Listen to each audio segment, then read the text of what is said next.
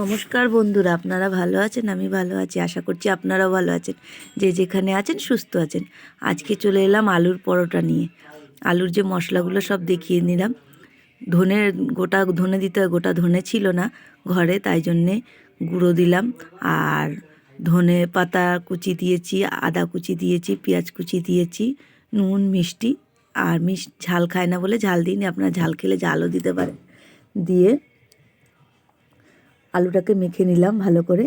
তারপরে খানিকটা ময়দা মেখে নেব। ময়দাটা মেখে এটা গোল্লাটা করে নিয়েছি, গোল্লাটা করে দেখিয়ে দিলাম। এবার ময়দাটা নিলাম, ময়দাটা মাখছি। ময়দাটা পুর দেবো। এই ময়দাটা নিয়েছি, ওর মধ্যে ময়ম দিলাম। ময়ম দিয়ে ভালো করে মিশিয়ে নিচ্ছি। দেখুন, ভালো করে মিশিয়ে নিলাম। নিয়ে যতক্ষণ না ময়মটা ঠিক হচ্ছে ততক্ষণ তো এরকম হাত দিয়ে মেখে যেতে হয়, তাই জন্য হাত দিয়ে মেখে যাচ্ছি এরকমভাবে। এবার মুঠোটা করে নিচ্ছি, দেখছি ময়মটা হয়ে গেছে।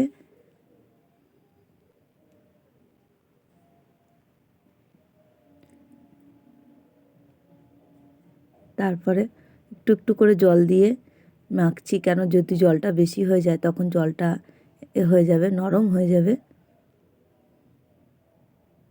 গোল্লাটা করে নিয়েছি, 8খানা করেছি, আপনারা যে যেটা খাবেন। আমার 8খানা দরকার ছিল তাই 8খানা করেছি।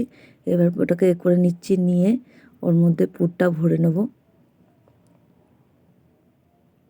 এখন তো শীতকাল এসে গেছে, শীতকালের লোকে এই কপির পরোটা খায়, এর পরোটা খায়। কপি, বাঁধাকপি, তা আলু দিয়েই করলাম। আলুর পুরটা ভরে নিচ্ছি, ভরে মুখটা ভালো করে মেরে নিচ্ছি।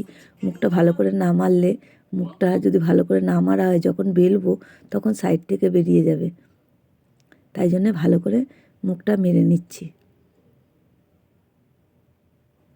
দেখলাম একটু হয়ে গেছে, তাই জন্য ওটাকে একটু হাত দিয়ে ঠেসে নিলাম ভালো করে।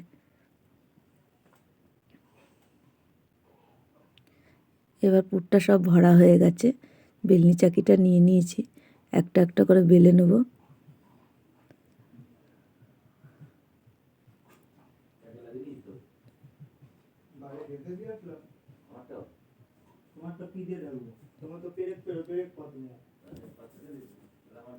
আস্তে আস্তে না বেললে, দেখতে পাচ্ছেন আমি আস্তে আস্তে থেমে যাচ্ছি কেন, তখন ওদিকে তো ধ্যানটা দিতে হয়, সেই জন্যে।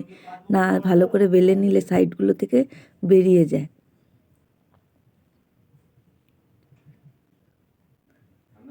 এবার চাটুতে ভাজা দিয়ে দিয়েছি, মোটামুটি সবই ভাজা হয়ে গেছে। আর একটা বাকি, এবার আপনাদের সঙ্গে দেখিয়ে দেবো।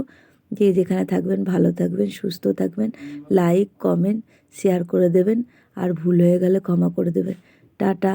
আর অবশ্যই চ্যানেলটা সাবস্ক্রাইব করে দেবেন। এখানেই ভিডিওটা শেষ করছি।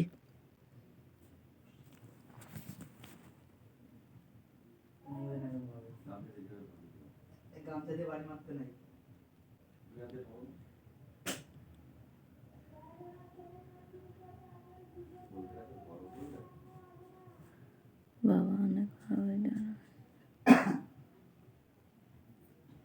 এখানেই